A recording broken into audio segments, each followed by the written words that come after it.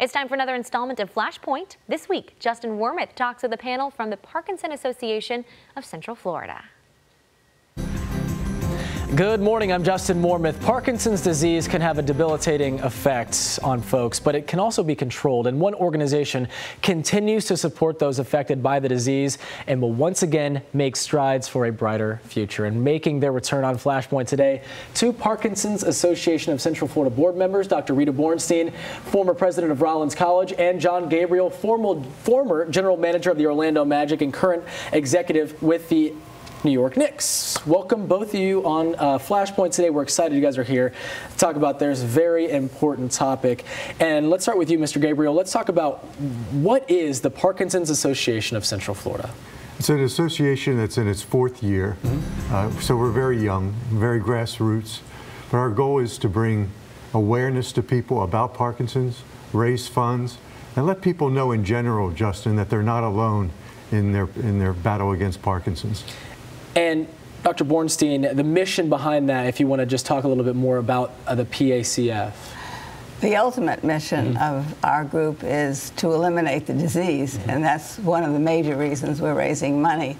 But also understanding that quite a lot of people here in Central Florida and elsewhere are Parkinson's patients, and they have caregivers. There's a lot of information that they need to have that will do them good. There are a lot of activities and programs that can support and help them.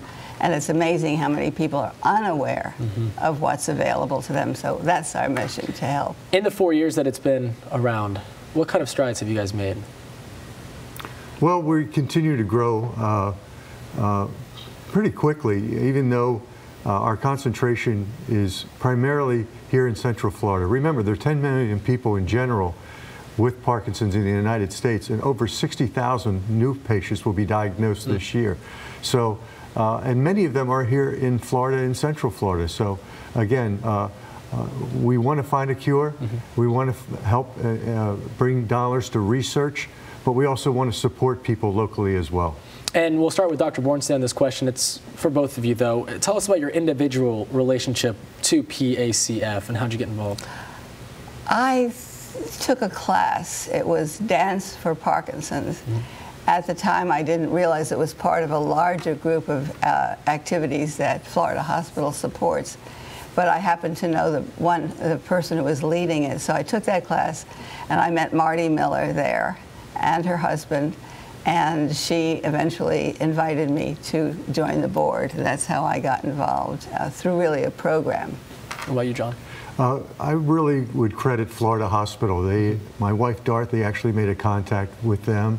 I found out that they were very active in the community, and like many other people, felt a sense of responsibility to use whatever platform I still had from a basketball perspective here in Central Florida to bring that and the resources that and people that I've met over time to the program.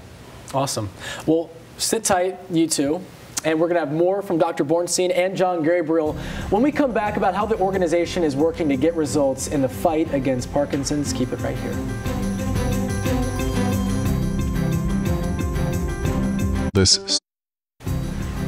Welcome back to Flashpoint. Today we're talking with Dr. Rita Bornstein and John Gabriel. Both of you are Parkinson's Association of Central Florida board members. Your organization's purpose is to provide resources to patients. But what do you guys want viewers to know about this terrible disease? Well, it's you call it a terrible disease, and it is, but it presents itself differently in different people, very differently. Sometimes it starts early in life, often it starts later in life. And some people have tremors, some people get stiff. It's very different, and so it's hard for doctors to identify it. And often people go from one doctor to another trying to figure out what's the matter, and they can't get an answer for quite a while. And that's, I think, true of our experience. You know, first of all, I would say they should realize it's not a death sentence for people. Right. That they need to continue to stay active. Also, the fact that we are having this walk, it's how important exercise is and being active, staying as long as you can in your job that you're doing, and knowing that you're supported and that you're not alone. Let's talk about your individual experiences with Parkinson's. Dr. Bornstein, when did you find out and how did you tell people? I found out quite a long time ago, but I didn't tell anybody but my family for a long time because it wasn't obvious. And then one day at a big party I came out of the closet, so to speak, and told my friends and everybody. And so now I feel a responsibility to take what I know and share it. And there's a lot to learn, a lot to know, and many ways of dealing with the disease. And John? You know, from a beginning standpoint, it started very slow with a tremor in my ring finger, which was very similar to the way many people experience it, and it led to further and further movement disorders for me.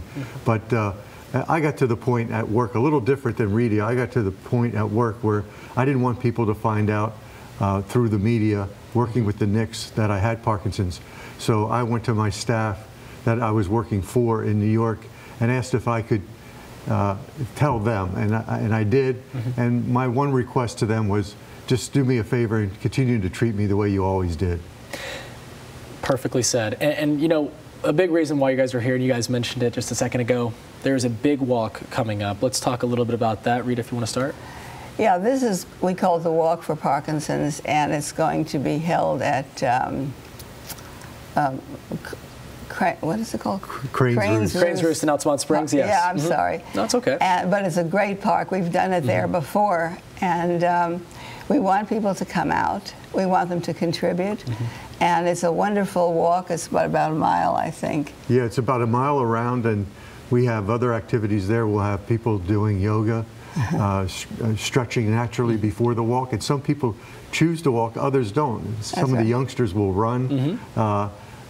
It's a great event. We're fortunate to have it emceed by sports icon Pat Clark. There you go. So we got him coming out. The Magic Girls are joining in. Stuff will be there. And we have a tremendous amount of wonderful sponsors. So we really recommend people to come out and be part of the day. And you can come, if you have a walker or if you're in a wheelchair, anybody can participate. Important to note for sure. Yeah. And let's talk about the goals. Last year, how'd you guys do? And this year, what are the goals? Last year we had about 500 people. They came from all around, and we raised $70,000. This year we hope to have many more people, and we hope to raise at least $100,000. Wow, and the proceeds will go towards? Well, research is one thing we're supporting, but we're also supporting programs and services for people with Parkinson's and for their caregivers. And maybe the unspoken thing is the connections that are made. It's amazing, Justin, when you reach out to people, you find out how many people in their lives, whether it's someone directly in their family or a friend they know that have Parkinson's disease. And so exponentially, we create greater awareness just by people showing up. I know a lot of folks at home may be wondering how they can get involved with the PACF. Can you tell them a little bit about where to go and if they'd like to help out? Well, the best thing to do is go on our website, parkinsonscf.org, and sign up and register before the walk. But we will have registration at the walk as well, which starts at 8 a.m. on April 1st. But we encourage you to sign up and start a team of your own and spread the fun and spread the love. The most important thing for folks, though, if they would like to help in the fight for everyone across this nation, but especially in Central Florida, would it be to maybe start at this walk and then meet some folks, and that's how they get involved? It's really important to be involved because so many people who have this disease are suffering alone, and they don't have information and they don't have a support system. So coming to the walk helps to provide that. So that's important. The other thing is money is important, right? Because money is what you need to invest in research, and they can send money through this website if they like. Very important. So April 1st, Cranes Roost Park. What time does it start? Well, at 8 o'clock, booths are open. There's activity, but 9 o'clock is the actual walk, and 10 o'clock there will be rewards and activity. Sort of summing up activities. Awesome. Well, if you would like to go, we of course have much more information on our website, clickorlando.com. We'd also like to thank Dr. Bornstein and John Gabriel for being here on Flashpoint today to talk about this very important topic.